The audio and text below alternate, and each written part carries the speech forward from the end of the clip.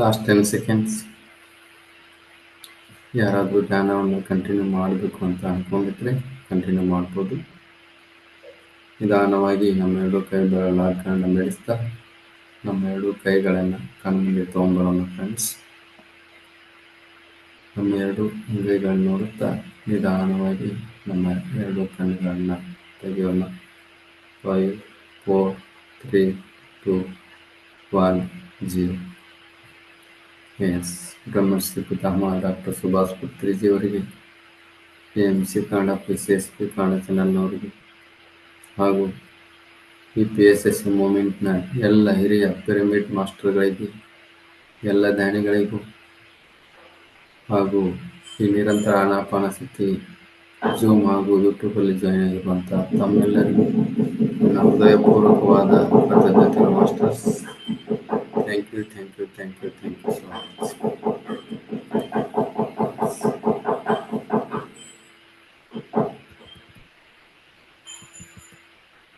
ನಾವು ಸ್ವಾಧ್ಯಾಯ ಕರ್ಮಚಕ್ರ ಶಿಕ್ಷೆ ಅಲ್ಲ ಶಿಕ್ಷಣ ಅನ್ನುವುದನ್ನು ಸ್ವಾಧ್ಯಾಯದಲ್ಲಿ ನೋಡ್ತಾ ಇದ್ದೀವಿ ಫ್ರೆಂಡ್ಸ್. ನಿನ್ನೆ ಒಬ್ಬಳು ಮಹಿಳೆ ಅವಳ ಒಂದು ಗಂಡನ ಒತ್ತಾಯದ ಮೂಲಕ ಇನ್ನು ಮಾಂಸಾಹಾರ ಸೇವಿಸ್ತೀನಿ, ಅದು ಧರ್ಮ ಅಲ್ವಾ ಅಂತ ಕೇಳಿದಾಗ ವಂಶಿ ಮಾಸ್ಟರ್ ಅವ್ರು ಹೇಳ್ತಾರಲ್ಲ, ಅವ್ರ ವಿಷಯವನ್ನು ಕೊಟ್ಟರೆ ನೀನು ಕುಡಿತೀಯ ಅಂತೇಳಿ. ಸೊ ಅವರವರ ಪ್ರಾಣ ಅವರಿಗೆ ಅಷ್ಟೇ ಇಂಪಾರ್ಟೆಂಟ್ ಇರುತ್ತೆ ಅಲ್ವಾ. ಸೊ ಮುಂದೆ ಏನು ಅಂತೇಳಿ ನೋಡೋಣ ಫ್ರೆಂಡ್ಸ್. ವೇಣು ಅನ್ನುವಂಥವ್ರು ಆ ವಂಶಿ ಮಾಸ್ಟರ್ ಅವರಿಗೆ ಮತ್ತೊಂದು ಪ್ರಶ್ನೆಯನ್ನು ಕೇಳ್ತಾರೆ ಇದರ ಕುರಿತು. ನಿಜವೇ ಮಾಸ್ಟರ್, ನೀವು ಹೇಳಿದ ಹಾಗೆ ಮಾಂಸಾಹಾರ ತಿನ್ನುವವರು ತಪ್ಪಿತಸ್ಥರು. ನಾನು ಅದನ್ನು ತಿನ್ನುವುದನ್ನು ಬಿಟ್ಟಿದ್ದೇನೆ. ಆದರೆ ಅದನ್ನು ಮಾಡಿದಾಗ, ತಿನ್ನುವವರನ್ನು ನೋಡಿದಾಗ ತಿನ್ನಬೇಕು ಎನಿಸುತ್ತದೆ. ಮನಸ್ಸನ್ನು ಬಲವಂತವಾಗಿ ನಿಗ್ರಹಿಸಿಕೊಳ್ಳುತ್ತೇನೆ. ಆ ಚಪಲತ್ವವನ್ನು ಹೇಗೆ ಹೋಗಲಾಡಿಸಬೇಕು ದಯವಿಟ್ಟು ಹೇಳಿ. ವಂಶಿ ಮಾಸ್ಟರ್ ಅವರು ಅದಕ್ಕೆ ಹೇಳ್ತಾರೆ, ಮೈ ಡಿಯರ್ ವೇಣು, ತುಂಬ ಜನ ಮಾಂಸಾಹಾರವನ್ನು ತಾವು ತಿನ್ನಬಾರದೆಂದು, ತಿಂದರೆ ಅನಾರೋಗ್ಯವೆಂದು, ತಮ್ಮ ಕುಲದ ಹಿರಿಯರು ಹೇಳಿದ್ದಾರೆಂದು ಮಾಂಸಾಹಾರ ತಿನ್ನಬಾರದೆಂಬ ನಿಯಮವನ್ನು ಇಟ್ಟುಕೊಂಡಿರುತ್ತಾರೆ. ಆ ನಿಯಮಗಳು ಶಾಶ್ವತವಲ್ಲ.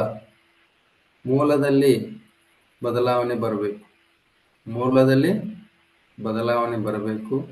ನಾನು ತಿನ್ನುವ ಜೀವಿಯ ಪ್ರಾಣ ಬಹು ಅಮೂಲ್ಯವಾದದ್ದು. ನಾವು ತಿನ್ನುವ ಜೀವಿಯ ಪ್ರಾಣಿಗಳ ಪ್ರಾಣ ಬಹು ಅಮೂಲ್ಯವಾದದ್ದು ಎನ್ನುವ ತಿಳುವಳಿಕೆ ಬರಬೇಕು. ಹೃದಯದಲ್ಲಿ ಪ್ರಾಣಿಗಳ ಮೇಲೆ ದಯೆ, ಕರುಣೆ ತುಂಬಬೇಕು. ನಮ್ಮ ಹೃದಯದಲ್ಲಿ ಪ್ರಾಣಿಗಳ ಬಗ್ಗೆ ದಯೆ, ಕರುಣೆ ತುಂಬಬೇಕು. ಧ್ಯಾನದಿಂದಲೇ ಈ ದಯಾ ಹೃದಯ ಸಾಧ್ಯವಾಗುತ್ತದೆ. ನಾವು ಅನ್ಕೊಂಡ್ರೆ ಅಷ್ಟೇ ಅಲ್ಲ, ಧ್ಯಾನ ಮಾಡೋದ್ರಿಂದ ಈ ದಯಾ ಹೃದಯ ಬರಬೇಕಂದ್ರೆ ಧ್ಯಾನ ಮಾಡಬೇಕು. ನಿಜದಲ್ಲಿ ಮಾಂಸಾಹಾರ ಎನ್ನುವುದು ಹೃದಯಕ್ಕೆ ಸಂಬಂಧಪಟ್ಟಿದ್ದು. ನಿಮ್ಮ ಹೃದಯದ ಪ್ರೀತಿಯ ಬಾಗಿಲುಗಳನ್ನು ತೆರೆಯಿರಿ. ಪ್ರತಿಯೊಂದು ಪ್ರಾಣಿಯನ್ನು ದಯೆಯಿಂದ, ಕರುಣೆಯಿಂದ ನೋಡಿರಿ. ನಿಮ್ಮ ಕಣ್ಣು ಮುಂದೆ ಇರುವ ಪ್ರತಿ ಪ್ರಾಣಿ ನಿಮ್ಮ ಸ್ನೇಹಿತ ಎಂಬ ಭಾವನೆಯಿಂದ ನೋಡಿರಿ. ನಿಮ್ಮ ತಟ್ಟೆಯಲ್ಲಿರುವ ಮಾಂಸದ ತುಂಡು ನಮ್ಮ ಸಹ ಜೀವಿಯನ್ನು ಸಂಹರಿಸಿದಾಗ ಬಂದಿತ್ತೆಂದು ನೆನಪಿಟ್ಟುಕೊಳ್ಳಿ. ನಿಮ್ಮ ಬಾಯಲ್ಲಿರುವ ಮಾಂಸದ ತುಂಡು ಒಂದು ನಿಸ್ಸಹಾಯ ಸ್ಥಿತಿಯಲ್ಲಿ ಒದ್ದಾಡುತ್ತಾ ಪ್ರಾಣ ಬಿಟ್ಟ ಒಂದು ಎಳೆ ಹೃದಯ ಎನ್ನುವ ವಿಷಯವನ್ನು ಮನವರಿಕೆ ಮಾಡಿಕೊಳ್ಳಿ. ಅದರ ಮರಣ ವೇದನೆಯನ್ನು ಜ್ಞಾಪಿಸಿಕೊಳ್ಳಿ. ಅದನ್ನ ಸಾಯಿಸಿನ ಮಾಡಿರ್ತಾರಲ್ಲ, ಅದಕ್ಕೂ ಕೂಡ ವೇದನೆ ಆಗಿರುತ್ತಲ್ಲ. ಸೊ ಆ ಮರಣ ವೇದನೆಯನ್ನ ಜ್ಞಾಪಿಸಿಕೊಳ್ಳಿ. ಆಗ ನಿಮಗೆ ಮಾಂಸಾಹಾರವನ್ನು ತಿನ್ನಲಾಗುವುದಿಲ್ಲ. ಜೀವ ಚಾಪಲ್ಯ ಎನ್ನುವ ಸಮಸ್ಯೆ ಇರುವುದಿಲ್ಲ. ಜೀವ ಚಾಪಲ್ಯ ಅಂದ್ರೆ ನಾಲಿಗೆ ಚಟ ಅಂತಾರಲ್ಲ, ಆ ಜೀವ ಚಾಪಲ್ಯ ಅನ್ನುವಂಥ ಸಮಸ್ಯೆ ಇರುವುದಿಲ್ಲ. ಆಗ ನಮ್ಮಲ್ಲಿ ಸಕಲ ಪ್ರಾಣಿ ಕೋಟಿಯೊಂದಿಗೆ ಸ್ನೇಹ ಮಾಡತಕ್ಕ ದೈವತ್ವ ವಿಕಸಿಸುತ್ತದೆ. ಅದೇ ಬುದ್ಧತ್ವ ಎಂದರೆ. ವಿವೇಕ್ ಅನ್ನುವಂಥವ್ರು ಒಂದು ಪ್ರಶ್ನೆಯನ್ನು ಕೇಳ್ತಾರೆ. ಮಾಸ್ಟರ್, ನಾವು ತಿನ್ನುವ ಪ್ರಾಣಿಗಳನ್ನು ಭಗವಂತ ನಮಗಾಗಿ ಅಲ್ಲವೇ ಸೃಷ್ಟಿಸಿರುವುದು? ಅವುಗಳನ್ನ ಕೊಂದು ತಿಂದರೆ ತಪ್ಪೇನು? ವಂಶಿ ಮಾಸ್ಟರ್ ಅವರು ಹೇಳ್ತಾರೆ, ಹಾಗಾದರೆ ನರಮಾಂಸ ತಿನ್ನುವವರಿಗೆ ಭಗವಂತನು ನಿಮ್ಮನ್ನು ಸೃಷ್ಟಿ ಮಾಡಿದ್ದಾನೆ ಎಂದು ಹೇಳಿದರೆ, ನರಮಾಂಸವನ್ನು ತಿನ್ನುವವರಿಗೆ ಭಗವಂತನು ನಿಮ್ಮನ್ನು ಸೃಷ್ಟಿ ಮಾಡಿದ್ದಾನೆ ಎಂದು ಹೇಳಿದರೆ ಅವರಿಗೆ ಆಹಾರವಾಗಿ ನೀವು ಹೋಗುತ್ತೀರಾ? ನಮ್ಮಲ್ಲಿ ಯಾರೂ ತಮ್ಮ ಪ್ರಾಣವನ್ನು ಕಳೆದುಕೊಳ್ಳುವುದಕ್ಕೆ ಸಿದ್ಧಪಡುವುದಿಲ್ಲ. ಆತ್ಮವಂಚನೆ ಇಲ್ಲದೆ ಆಲೋಚಿಸಬೇಕು.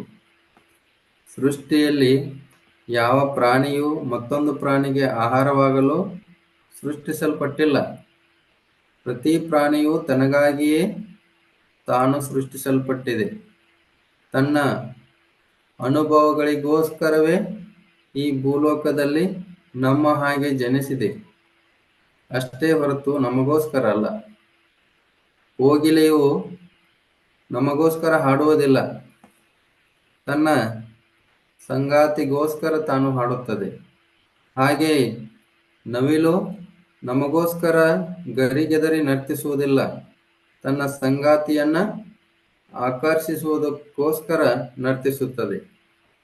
ನಿಮ್ಮನ್ನ ಬಂಧಿಸುವುದು, ಹಿಂಸಿಸುವುದು, ಕೊಲ್ಲುವುದು ಇವನ್ನು ಹೇಗೆ ನೀವು ಅನುಮೋದಿಸುವುದಿಲ್ಲವೋ ಹಾಗೆಯೇ ಯಾವ ಪ್ರಾಣಿಯು ತನ್ನನ್ನು ಬಂಧಿಸುವುದನ್ನು, ಹಿಂಸಿಸುವುದನ್ನು, ಕೊಲ್ಲುವುದನ್ನು ಇಷ್ಟಪಡುವುದಿಲ್ಲ.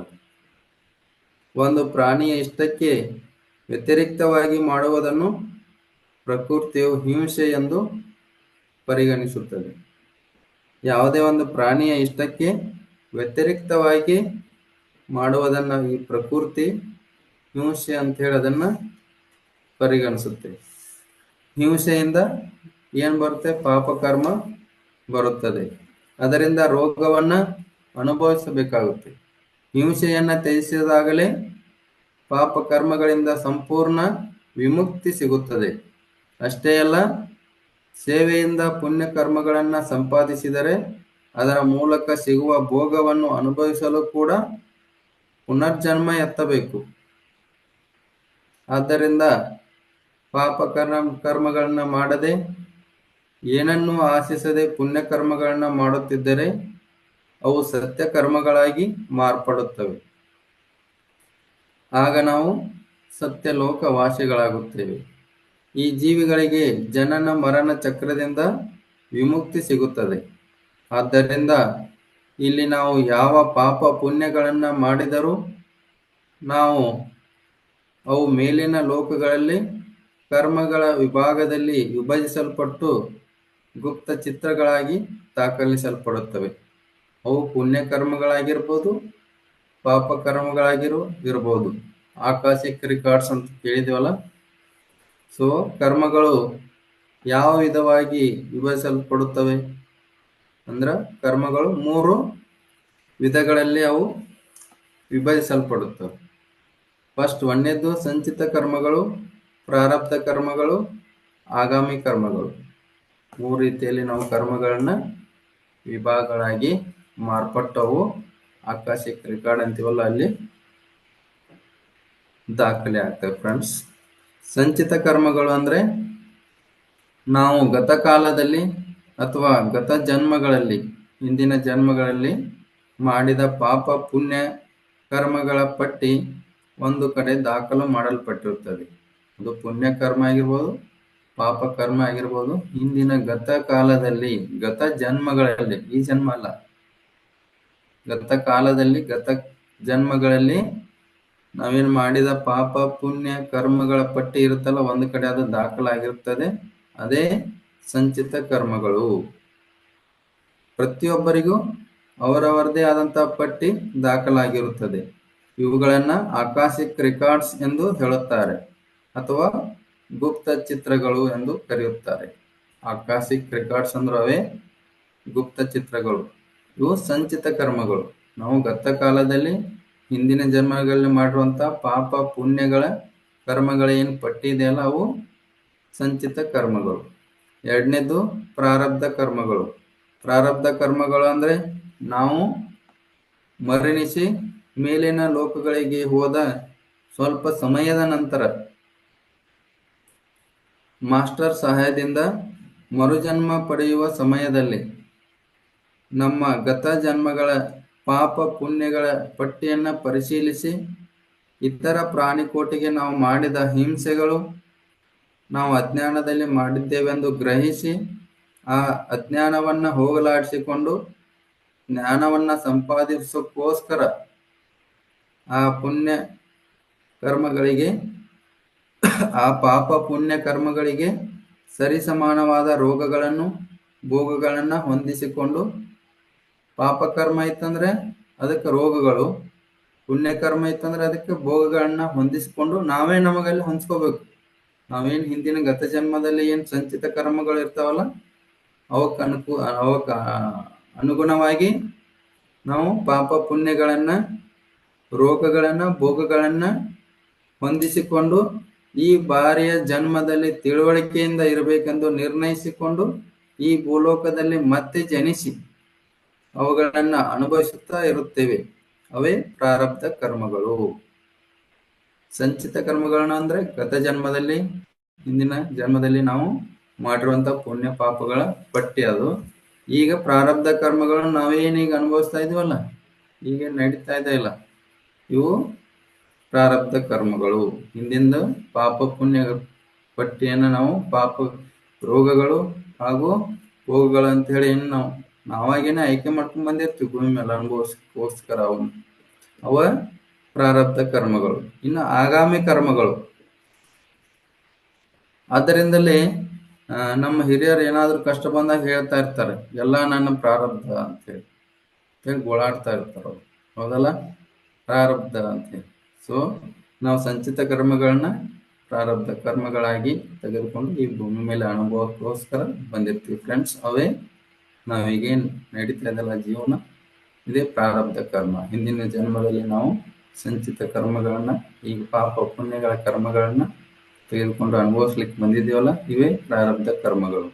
ಮೂರನೇದು ಆಗಾಮಿ ಕರ್ಮಗಳು.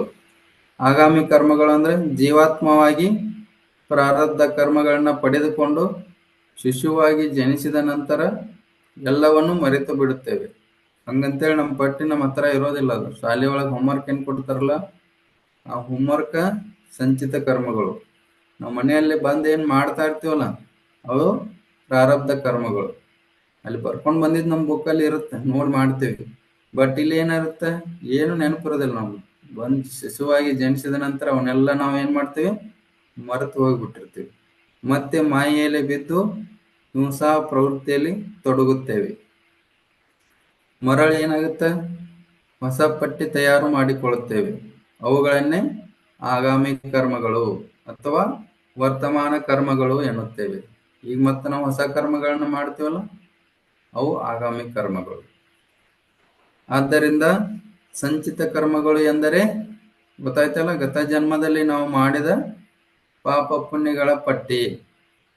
ಪ್ರಾರಬ್ಧ ಕರ್ಮಗಳು ಎಂದರೆ ಪ್ರಸ್ತುತ ನಾವು ಅನುಭವಿಸುತ್ತಿರುವ ರೋಗ ಭೋಗಗಳು. ಸಂಚಿತ ಕರ್ಮಗಳಿರ್ತಾವಲ್ಲ, ಹಿಂದಿನ ಜನ್ಮದಲ್ಲಿ ಮಾಡಿರುವಂತವನ್ನ ನಾವು ಈಗೇನು ಅನುಭವಿಸ್ತಾ ಇದೀವಿ, ಅವು ರೋಗ ಭೋಗಗಳು ಏನಿದಾವು ಅವು ಪ್ರಾರಬ್ಧ ಕರ್ಮ. ಆಗಾಮಿ ಕರ್ಮಗಳು ಅಂದ್ರೆ ನಮ್ಮ ಜನನದಿಂದ ಮರಣದವರೆಗೂ ಗತವನ್ನ ಮರೆತು ಅಜ್ಞಾನದಿಂದ ಮಾಡುತ್ತಿರುವ ಪಾಪ ಪುಣ್ಯಗಳು. ಪಾಪ ಅಷ್ಟೇ ಅಲ್ಲ, ಪಾಪ ಪುಣ್ಯಗಳು ಎರಡೂ ಬರ್ತಾವ. ಪಾಪ ಪುಣ್ಯಗಳು ಮುಂಬರುವ ಕಾಲದಲ್ಲಿ ಮತ್ತೆ ಅನುಭವಿಸಬೇಕಾದವುಗಳ ಪಟ್ಟಿ ಎಂದು ಅರ್ಥ. ಆಗಾಮಿ ಕರ್ಮ ಅಂದ್ರೆ ಮತ್ತೆ ನಾವು ಮುಂದೆ ಜನ್ಮ ತಗೊಂಡ್ಬರ್ತೀವಲ್ಲ, ಅವಾಗ ಈಗ ಏನ್ ಮಾಡ್ತೇವನ್ನ ಅವಾಗ ಅನುಭವಿಸ್ತೀವಿ. ಅವ ರಂಗಯ್ಯ ಅನ್ನುವಂತರು ಒಂದು ಪ್ರಶ್ನೆಯನ್ನು ಕೇಳ್ತಾರೆ, ಮಾಸ್ಟರ್, ನಮ್ಮ ಕರ್ಮಗಳನ್ನ ಯಾರು ನಮೂದಿಸುತ್ತಾರೆ, ಅದಕ್ಕೆ ಯಾರು ಸಾಕ್ಷಿ? ಆಗ ಶ್ರೀ ಮಾಸ್ಟರ್ ಅವರು, ನಿನ್ನ ಮನಸ್ಸೇ ಅದಕ್ಕೆ ಸಾಕ್ಷಿ. ಏಕೆಂದರೆ ನೀವು ಬೇರೆಯವರ ಯಾರನ್ನಾದರೂ ಮೋಸ ಮಾಡಬಹುದು, ಆದರೆ ನಮ್ಮ ಮನಸ್ಸಿಗೆ ತಿಳಿಯದೆ ಯಾವ ಕೆಲಸವನ್ನು ಮಾಡಲಾಗದು. ಆದ್ದರಿಂದ ಈ ಭೂಲೋಕದಲ್ಲಿ ನೀವು ಮಾಡಿದ ಪ್ರತಿಯೊಂದು ಕೆಲಸವನ್ನ ನಮ್ಮ ಸ್ವಂತ ಖಾತೆಯಲ್ಲಿ, ಪರ್ಸನಲ್ ಅಕೌಂಟ್ ಅಂತಾರಲ್ಲ, ನಮ್ಮ ಮನಸ್ಸು ಎಂಬ ಕ್ಯಾಮರಾದಿಂದ ಮೇಲಿನಿಂದ ಏಂಜಲ್ಸ್ ನಮೂದು ಮಾಡುತ್ತಾರೆ. ಇದಕ್ಕೆಲ್ಲ ಖಚಿತವಾಗಿ ನಡೆಯುತ್ತದೆ. ಈ ಕರ್ಮ ಚಕ್ರ ತುಂಬಾ ಖಚಿತವಾಗಿರುತ್ತದೆ. ಇದಕ್ಕ ಏನ್ ಸಾಕ್ಷಿ? ನಮ್ಮ ಮನಸ್ಸೇ ಸಾಕ್ಷಿ. ಸೊ ಪ್ರತಿಯೊಂದನ್ನು ಸಿ ಕ್ಯಾಮ್ರಾ ಅಂತೀವಲ್ಲ, ಆ ತರ ನಮ್ಮ ಆಲೋಚನೆಗಳು ಕೂಡ ನಮ್ಮ ಕರ್ಮಗಳು ಅಂತ ತಮಗೆಲ್ಲ ಗೊತ್ತಿದೆ. ಸೊ ಇದೆಲ್ಲವನ್ನು ಪ್ರತಿಯೊಂದು ಕೂಡ ರೆಕಾರ್ಡ್ ಆಗ್ತಾ ಇರ್ತೀವಿ. ನಾವು ಅದನ್ನ ಮೇಲಿಂದ ಮೇಲೆ ನೆನಪು ಮಾಡ್ಕೋಬೇಕು, ಇಲ್ಲಾಂದ್ರೆ ಎಲ್ಲವನ್ನ ಮರೆತು ಹೋಗ್ತಾ ಇರ್ತೀವಿ. ಹೌದಲ್ಲ? ಸೊ ವಾಸವನ್ನಂತವ್ರು ಇನ್ನೊಂದು ಪ್ರಶ್ನೆ ಏನು ಕೇಳ್ತಾರೆ, ಸಾರ್ ವ್ಯಾಧಿಗಳು ಅಂಗವೈಕಲ್ಯಗಳನ್ನ ಅನುಭವಿಸುವವರೆಲ್ಲ ಪಾಪಾತ್ಮರೇ? ಯಾರು ಪಾಪಾತ್ಮರು, ಯಾರು ಪುಣ್ಯಾತ್ಮರು? ಹೌದು, ಹಾಗಾದ್ರೆ ಈಗ ಸಾಕಷ್ಟು ರೋಗದಿಂದ ಬಳಲ್ತಾ ಇರ್ತಾರೋ, ಅಂಗವೈಕಲ್ಯದಿಂದ ಬಳಲ್ತಾ ಇರ್ತಾರೋ, ಅವರೆಲ್ಲ ಪಾಪಾತ್ಮರೇ? ಯಾರು ಪಾಪಾತ್ಮರು, ಯಾರು ಪುಣ್ಯಾತ್ಮರು ಅಂತ ಕೇಳ್ತಾರ. ಅವ್ರು ಗೋಂಸಿ ಮಾಸ್ಟರ್, ವಾಸು ನೀನು ಮೊದಲು ಜ್ಞಾಪಕದಲ್ಲಿಟ್ಟುಕೊಳ್ಳಬೇಕಾಗಿರುವುದು ಏನೆಂದರೆ, ಯಾವ ಆತ್ಮವು ಪಾಪಾತ್ಮವಲ್ಲ. ಎಲ್ಲ ಆತ್ಮಗಳು ಪುಣ್ಯಾತ್ಮಗಳೇ, ದಿವ್ಯಾತ್ಮಗಳೇ. ಆದರೆ ಗುಣಗಳ ಪ್ರಭಾವದಿಂದ ಅಜ್ಞಾನದ ನಶೆಯಲ್ಲಿ ಅವರು ಮಾಡುವ ಅನುಭವರಹಿತ ಕಾರ್ಯಗಳೇ ಪಾಪಗಳು. ಎಲ್ಲ ಆತ್ಮಗಳು ದಿವ್ಯಾತ್ಮಗಳೇ, ಪುಣ್ಯಾತ್ಮಗಳೇ. ಆದ್ರೆ ಅವರು ಏನ್ ಮಾಡ್ತಾರೋ, ಅನುಭವರಹಿತ ಕಾರ್ಯಗಳನ್ನ ಮಾಡಿದಾಗ ಆ ಪಾಪಗಳು ಬರ್ತಾವ. ಆ ಪಾಪಗಳನ್ನ ಮಾಡಿದವರೇ ಅವನ್ನು ಅನುಭವಿಸಿ ಜ್ಞಾನ ಸಂಪಾದಿಸಬೇಕು ಎನ್ನುವುದು ಸತ್ಯ. ಹೋಮ್ವರ್ಕ್ನ ಅವರವರ ಹೋಮ್ವರ್ಕ್ನ ಅವರೇ ಮಾಡ್ಬೇಕಲ್ಲ, ಅದರಿಂದಲೇ ಜ್ಞಾನ ಬರುತ್ತೆ. ಪರೀಕ್ಷೆಗಳನ್ನ ಬರಿಬಹುದು. ಅವ್ರ ಹೋಮ್ವರ್ಕ್ನ ನಾವು ಮಾಡಿದ್ರೆ ಏನಾಗುತ್ತೆ? ಹೌದಲ್ಲ? ಸೊ ಅವರವರ ಪಾಪ ಪುಣ್ಯಗಳನ್ನ ಅವರೇ ಅನುಭವಿಸ್ಬೇಕು. ಇದೇ ಸತ್ಯ. ಈಗ ನಿನ್ನ ಪ್ರಶ್ನೆ, ಹೆಚ್ಚಿಗೆ ವ್ಯಾಧಿಗಳನ್ನ ಅನುಭವಿಸುವವರು ಯಾರು ಎಂದು ತಾನೆ? ಅವರೆಲ್ಲ ಧೈರ್ಯವಂತ ಆತ್ಮಗಳು, ಗಟ್ಸ್ ಇರುವ ಸೋಲ್ಸ್. ಕೆಲವರು ಹೆಚ್ಚಾಗಿರುವ ತಮ್ಮ ಪಾಪಗಳನ್ನ ಸ್ವಲ್ಪ ಸ್ವಲ್ಪ ತೆಗೆದುಕೊಂಡು ಭೂಲೋಕದಲ್ಲಿ ವ್ಯಾಧಿಗಳ ರೂಪದಲ್ಲಿ ಅನುಭವಿಸುತ್ತಾ ಸಂಚಿತ ಕರ್ಮಗಳನ್ನ ಹಲವಾರು ಜನ್ಮಗಳಲ್ಲಿ ಶೂನ್ಯ ಮಾಡಿಕೊಂಡು ಜನನ ಮರಣ ಚಕ್ರದಿಂದ ವಿಮುಕ್ತಿ ಹೊಂದುತ್ತಾರೆ. ಇನ್ನು ಕೆಲವರು ಹಲವಾರು ಜನ್ಮಗಳಿಗೆ ಬದಲಾಗಿ ಎಲ್ಲವನ್ನು ಒಂದೇ ಸಾರಿ ಅನುಭವಿಸಬೇಕೆಂದುಕೊಂಡು ಬರುತ್ತಾರೆ. ಅವರು ಹೋಮ್ವರ್ಕ್ ಜಾಸ್ತಿ ಪಡೆದುಕೊಂಡಿರುವ ವಿದ್ಯಾರ್ಥಿಗಳು ಎಂದು ಅರ್ಥ. ಆದ್ದರಿಂದ ಹೆಚ್ಚಿಗೆ ದುಃಖ ರೋಗಗಳು ಅನುಭವಿಸುತ್ತವರನ್ನು ಕಂಡು ಅವರು ಪಾಪಿಗಳೆಂದು ಅಸಹ್ಯ ಪಟ್ಟುಕೊಳ್ಳದೆ ಅವರ ಧೈರ್ಯವನ್ನ ಅಭಿನಂದಿಸಿ ಅವರ ಮೇಲೆ ಪ್ರೀತಿ ಕರುಣೆಯನ್ನ ತೋರ್ಬೇಕು. ಅವರು ನನಗೆ ಬಹಳ ಜನ್ಮ ಬೇಡ, ಒಂದೇ ಜನ್ಮದಲ್ಲಿ ನಾನು ಏನ್ ಸಂಚಿತ ಕರ್ಮಗಳು ಏನಿದಾವಲ್ಲ ಅವನನ್ನು ಪ್ರಾರಬ್ಧ ಕರ್ಮಗಳಾಗಿ ತಗೊಂತೀನಿ ಅಂತೇಳಿ ಧೈರ್ಯ ಮಾಡೋ ಬಂದಿರುವಂಥವ್ರು ಅವರು, ಪಾಪಾತ್ಮರು ಅಲ್ಲ. ಸೊ ಈ ರೀತಿ ಇದು ಮುಂದುವರಿತೆ ಮಾಸ್ಟರ್ಸ್. ಬಹಳ ಚೆನ್ನಾಗಿದೆ, ಒಳ್ಳೆಯ ಜ್ಞಾನವನ್ನು ಕೊಟ್ಟಿದ್ದಾರೆ. ನಾಳೆ ಮತ್ತೆ ಮುಂದುವರ್ಸೋಣ ಅಂತ ಹೇಳ್ತಾ ಎಲ್ಲರಿಗೂ ಥ್ಯಾಂಕ್ ಯು ಸೊ ಮಚ್.